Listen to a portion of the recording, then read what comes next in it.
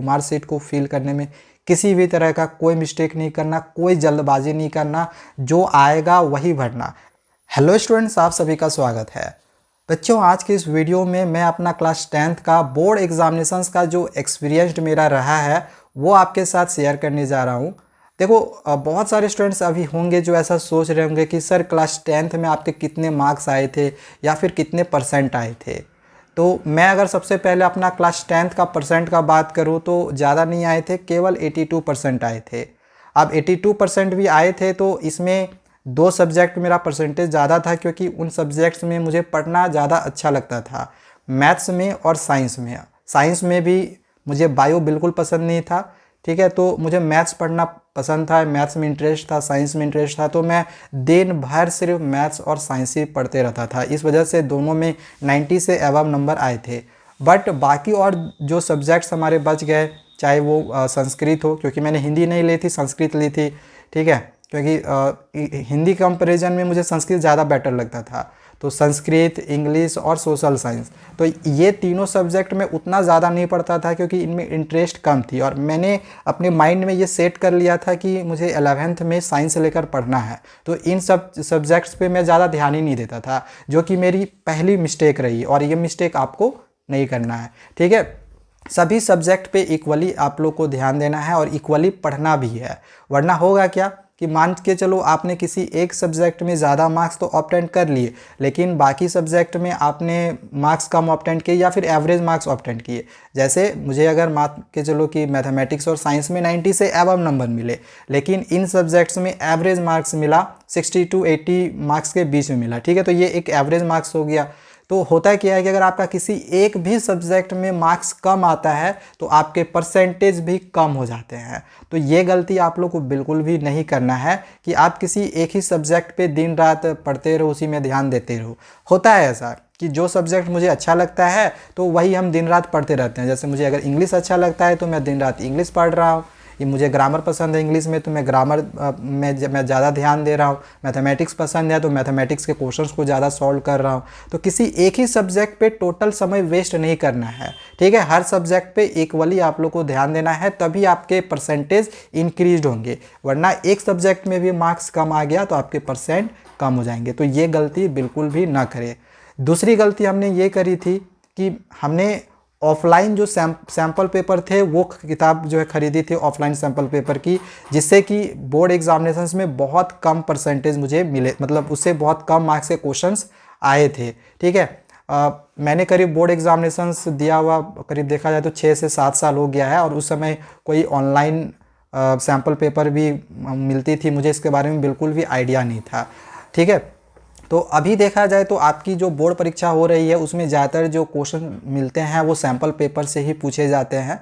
खास करके अगर हम एजुकार्ड सैम्पल पेपर की बात करें तो इसमें आपके करीब 40 to 50% जो क्वेश्चंस है इसी बुक से, इसी सैम्पल पेपर से आपके बोर्ड एग्जामिनेशंस में दिया हुआ रहता है, सीबीएसई बोर्ड एग्जामिनेशंस में। इसका मैं बाय लिंक भी डिस्क्रिप्शन पे दे रहा हूँ। जिन बच्चों ने अभी तक एजुकार्ड की सैम्पल पेपर नहीं खरीदी होगी तो डिस्क्रिप्शन पे इसका बाय लिंक दिया हुआ है, वहाँ से पे जाके आप खरीद ले।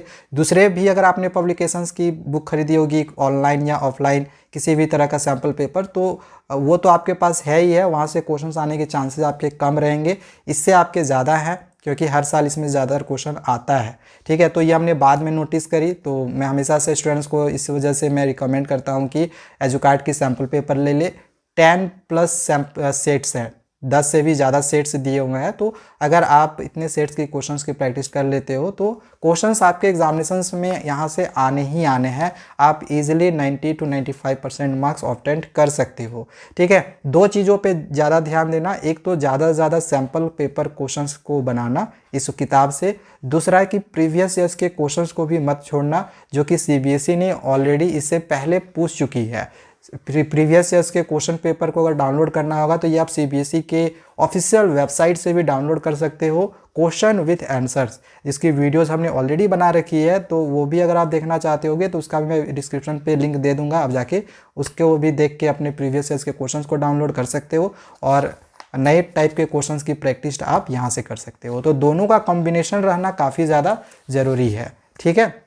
तो दूसरी चीज़ आपको करना है, जैसे हमने पहली गलती आप लोगों को जैसे बताया कि पहली गलती आपको ये नहीं करना है कि आप किसी एक ही सब्जेक्ट पे आपको ध्यान देना है। आपको टोटल जितने सब्जेक्ट आपके हैं आपने लिए हुए हैं सभी सब्जेक्ट पे बराबर ध्यान देना है और सैम्पल पेपर से क्वेश्चंस की प्रैक्टिस करना है दूसरी चीज़, और जो भी प्रीवियस ईयर्स के क्वेश्चंस होंगे उससे प्रैक्टिस करना है। ठीक है, जितना ज़्यादा से ज़्यादा आप क्वेश्चंस को बनाओगे उतने ज़्यादा आपके मार्क्स भी इंक्रीज्ड होंगे, ये श्योर है। ठीक है, और लास्ट मोमेंट में जो क्वेश्चंस हम बनाते हैं वो हमारे मेमोरी में रह जाता है, तो वो हम अपने एग्जामिनेशंस में ईजिली लिख भी सकते हैं। और जब मैं फर्स्ट डे बोर्ड एग्जामिनेशन देने के लिए गया था तो पहला जो दिन था उस दिन मुझे पता नहीं था कि मुझे किस रूम में बैठना है और मुझे कैसे बैठना है, इन सब का कोई आइडिया नहीं था।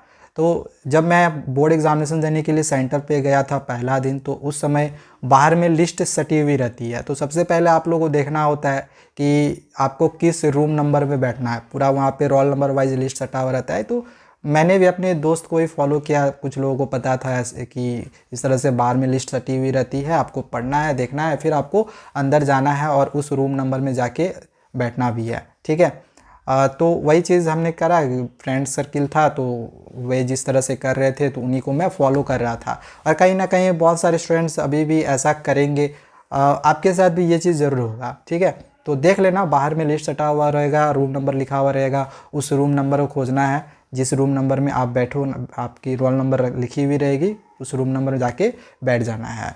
अब जब कॉपी मिलता है तो सबसे पहले तो कॉपी फिल करना रहता है।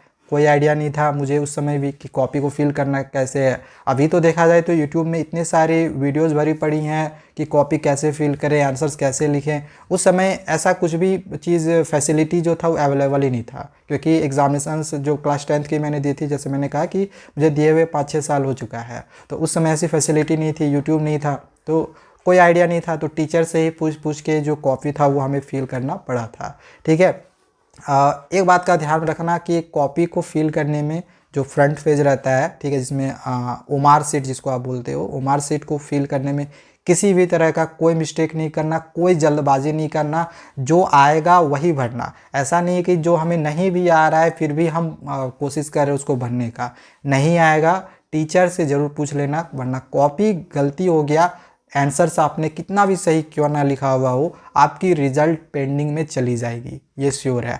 ठीक है, तो कॉपी को बिल्कुल भी गलत मत भरना, कॉपी गलत आपको नहीं भरना है। ठीक है, पूछ के भरना, अगर कोई चीज़ समझ में नहीं आएगा तो।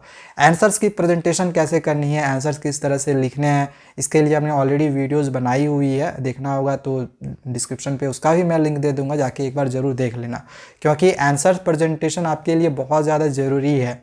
अब होता क्या है कि बहुत बार स्टूडेंट्स शुरू से ही लिखना स्टार्ट करते हैं सेक्शन ए से ही, चाहे उनको आंसर्स आ रहा हो या फिर नहीं आ रहा हो, लेकिन इसके बावजूद भी वो आंसर्स को लिखना शुरू कर देते हैं। जैसे मैंने भी यही चीज़ करी थी, मैंने भी ये गलती करी थी कि स्टार्टिंग में मुझे उस समय पता नहीं था कि फर्स्ट पेज में आपका इंप्रेशन अच्छा होना चाहिए, ये तो बाद में हमें पता चलता है ना। तो जब हम बच्चे होते हैं, जब हम पहली बार लिख रहे होते हैं बोर्ड परीक्षा में खास करके, तो उस समय आइडिया ज़्यादा रहता नहीं है। तो उस समय मैंने फर्स्ट क्वेश्चन से ही लिखना शुरू कर दिया था, जो क्वेश्चंस के आंसर नहीं भी आ रहे थे फिर भी हमने गलत लिखा। ठीक है, मतलब बना के खुद से लिखने का कोशिश किया।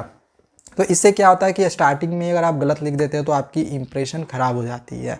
तो ये हमने ऑलरेडी आंसर प्रेजेंटेशन में आप लोगों को बताया हुआ है, एक बार जाके आप लोग देख लेना कि किस तरह से आप लोग को आंसर प्रेजेंट करने हैं। ठीक है, तो ये कुछ एक्सपीरियंस थे। इसके बाद जैसे ही आपका फर्स्ट डे ख़त्म हो जाएगा तो बाकी और भी जितने दिन आपकी एग्ज़ामिनेशंस होनी है, तो जिस दिन आप एग्ज़ामिनेशन देने जाओगे उस दिन बस आपको एक थोड़ा सा आपके अंदर डर रहेगा, जो कि मेरे अंदर भी था। जिस दिन मैं एग्ज़ामिनेशन देने जाता था उस दिन डर रहता था, फिर जैसे ही घर आ जाता था डर ख़त्म। फिर अगली जो सब्जेक्ट एग्जामिनेशन होनी रहती थी वो 3-4 दिन या 5 दिन इस तरह करके होती थी गैपिंग में, तो उतना दिन फिर रिलैक्स, फिर आगे आने वाले सब्जेक्ट के क्वेश्चंस की प्रैक्टिस करना, यही सब करते थे, दिन भर पढ़ना। क्योंकि जैसे हमने कहा कि दिमाग में ये चीज़ चलता था कि अगर अभी नहीं पढ़ेंगे तो उस समय हम एग्जामिनेशन में क्या लिखेंगे, तो ये चीज़ आपके माइंड में भी चलेगा आगे चल के, जैसे जैसे आपकी एग्जामिनेशन सामने आएगी, जैसे जैसे आपके एग्जामिनेशन शुरू होंगे। तो ये मेरी कुछ बोर्ड एग्जामिनेशंस की जो एक्सपीरियंस थी वो आपके साथ शेयर करी। रिज़ल्ट वाली एक्सपीरियंस क्या थी, जब ये रिज़ल्ट निकलेगा, एग्जामिनेशंस आपकी टोटली ख़त्म हो जाएगी, तो उस समय मैं आप लोगों को बताऊंगा।